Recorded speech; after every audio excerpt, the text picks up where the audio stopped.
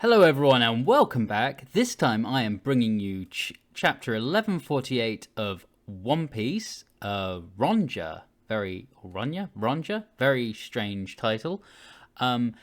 As always, we open up with a nice cover image. We've got a continuation of Ogre Child Yamato's Golden Harvest. I thought it might have been the end last time, but here we are. We've just got another one, and it appears Yamato is leaving Otama, whatever, behind. With I don't know what this place is, but she's with Raizo, so whatever. She's being left behind to continue her training, I suppose. And off goes Yamato, and she has two new followers in tow. She's got Ulti and Page 1.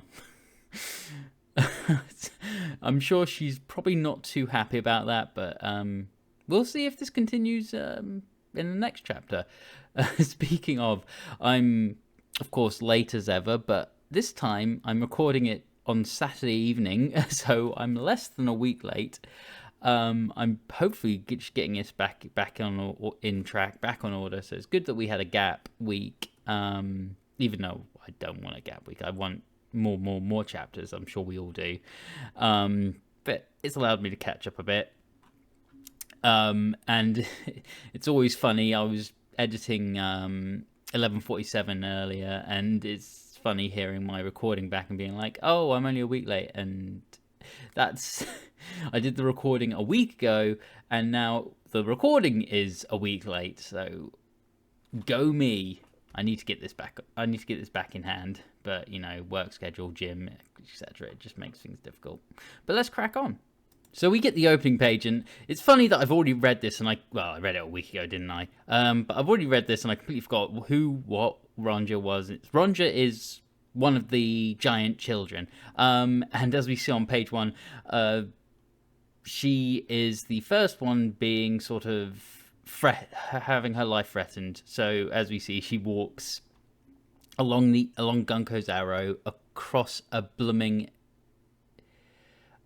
edge. Like it's a drop off of Elbaf, so certain death.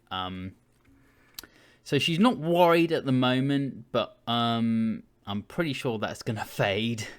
But she's the first. They said they were going to execute the children one by one, and she is unfortunately the first victim. And as we can see, Ronja's confidence is already starting to falter. Whose wouldn't if you're being faced with a cliff edge? And in the middle panel, we've got Summers is becoming my least favorite of the, I would say trio, but there's technically 4 of them, isn't there? If you include Shamrock, so the quadrio, I don't know, but the 4 of them, he is just the most arrogant, most annoying, most disrespectful. It's just, he's such a jerk. But he's giving Jirul 30 seconds to make a decision, and the conditions, as we see at the bottom, are to burn down the school and the library. The direction Harold took Elbaf: history, knowledge, instead of power and strength. And everyone's conflicted, but the consensus seems to be that they should really be favouring lives. So as we carry on, we see that the Giants are conflicted still. They don't want to lose either the children or their history, the school. There's a lot of Elbaf history there, so it's understandable. So they're just in dire straits. They don't want to lose anything. And then we move down, and we kind of get a little back. I don't know if it's a flashback or, because we saw Robin jumping into the fray in the previous chapter, but this is a little discussion that happened before her jumping into the fray, I suppose, where she just says she's talking with Chopper, telling him to stay back, not knowing what their power is, but she knows it's folly, but she can't hold back her emotions, which obviously is understandable with her connections to both, Sal and her love of knowledge and history.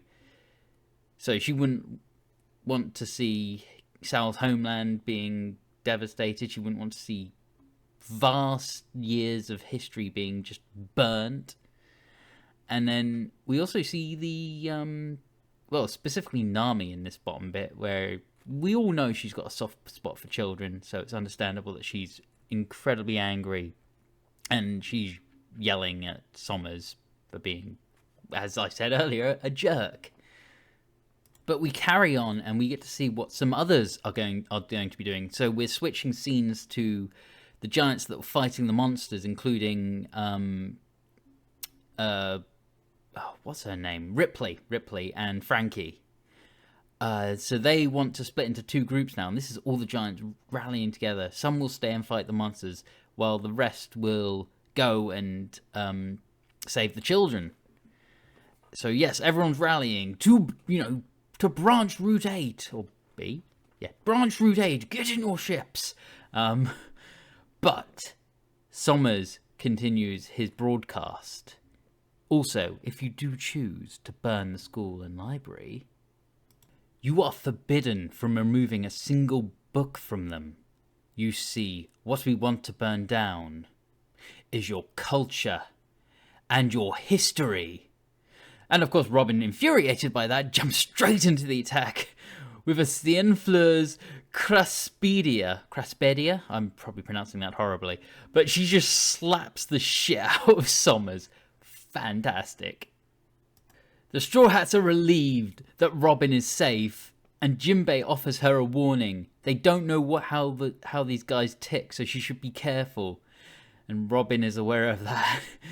And I love this next panel of just Chopper poking his head out of the hair and having a little sneak peek at the action. Sommers seems to recognize Nico Robin, but before he can even utter her name, she does her signatory clutch and snaps his back, I suppose. It's probably not enough because we know they have crazy regeneration, but it's great to see her just being peak Nico Robin. So Nami and Usopp start to celebrate Robin's attack as, it's a great attack. They heard cracking, but somebody, perhaps Jinbei or Brook, yell out, "They're immortal. You can't beat them." And right on cue, Sommers recovers. And he continues his stupid broadcast that they have 20 seconds now to make a decision. So that all happened in 10 seconds, I guess. Pretty crazy. But before he can fully recover, Robin grabs him. He makes a humorous comment about, "Oh, were you in love with me or something?" And she throws them both off the edge. Amazing. So they begin to plummet. And of course, I don't know if this is a thing of Sommers, but he makes another lover's comment. And we see in the middle, Robin explains her plan, that she's aware he's immortal and that he has form-based powers, but she wants to remove these invisible thorns so they can save the children. And at the bottom we see that the plan is to make them drop out of the rain, that she deduces there's a range to the thorns, and that if he plummets, the thorns will dissipate. And he compliments her, says, "You're a clever woman." Thus, I guess, confirming this kind of theory. And he erects thorns and, I guess, impales Robin. Looks very painful indeed. And speaking of painful, one of these thorns goes through her neck and head. But then she starts to dissipate, and in the middle completely disappears. Now, I found this a bit confusing, because I don't know if this is an extension of her powers that I've completely missed and forgotten about, but I was always aware that no matter what she did, if she used her power and got, cut, impaled, whatever, that damage transferred to her actual body, but I guess not in this case.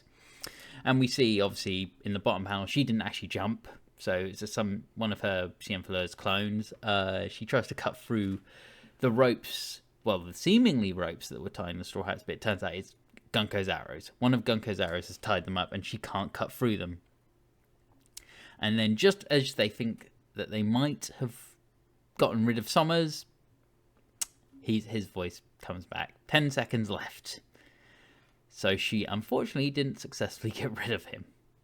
So it turns out Sommers survived the fall by using a sort of fawn safety rope, and demands that Jarul speaks and makes his decision. He even implores Gunko to make Ronja speak, which, we see here she does. She tells Ronja to speak. And she indeed does. And look, she's definitely getting very worried now. But rather than begging for her life, as we see in the bottom, she declares her love for the school, which shocks Jarul. I'm going to have to read Ronja's speech here. It's so good. I'm starting to love Ronja. So she declares her love for the library as well. And you can see that Nami looks like she's on the verge of tears. She says, "I love the library too. The books tell you about places all around the world. The teachers at school taught me this lesson." And we see in the middle, she seems to have gained a bit of confidence back. You mustn't cause trouble for other people. You mustn't do things that make them upset. And at the bottom, everyone is in tears now, hearing her speech. "If we lose the school and library in order to stop me falling off the branch, that would be really sad and make everyone upset. So I think I should fall instead. Don't worry, Chief Jarul. I'll be all right." And then she declares that she's a lucky girl, and I bet everything will turn out fine. But you can tell she's in tears now. She probably doesn't really believe it. And we see the countdown continues. Summer's being a jerk still, seemingly reveling and enjoying in this torment the giants and everyone else are going through. And Jarul makes his decision. He makes the call. Set fire to the school. Burn down the library. Angie agrees, but she's in tears. Robin's in tears. Sal's in tears. And just at that point, Summers gets back to the top, traps the real Robin in his thorns, and is about to wind up a devastating blow with his weird thorn club thing. And just as it seems hopeless and Robin's about to be taken out, Summers' arm is cut off. It's not regenerating. It's Scopper Gaban who appears, and Summers looks absolutely frightened. And we end with a great shot, a great panel of him also being just impaled or cut in the chest. What a way to end the chapter. What a way. And what does this mean? I don't know. So it seems Gaban has a way to deal with the regeneration. If I had to hazard a guess, I'd say it might be the one thing no one here has. It would be armament with Conqueror's Haki. And that's why, Luffy and Zoro aren't in the equation at the moment. They're the ones who would be able to do that. And would Gaban have it? Surely, as one of the top set, the second or the third strongest of the Roger Pirates, you'd expect him to have it. That's my hunch. So it would be interesting to see if Conqueror's Haki sort of dispels the regeneration. It would then give, Luffy and Zoro ways to counteract these guys when they inevitably fight them. But anyway, we have a week break until the next one, so I'm actually on top of the One Piece uploads now. Now I've just got to do a 40-page Boruto video. But anyway, thank you all for watching, as always, and I'll catch you in the next one. Bye!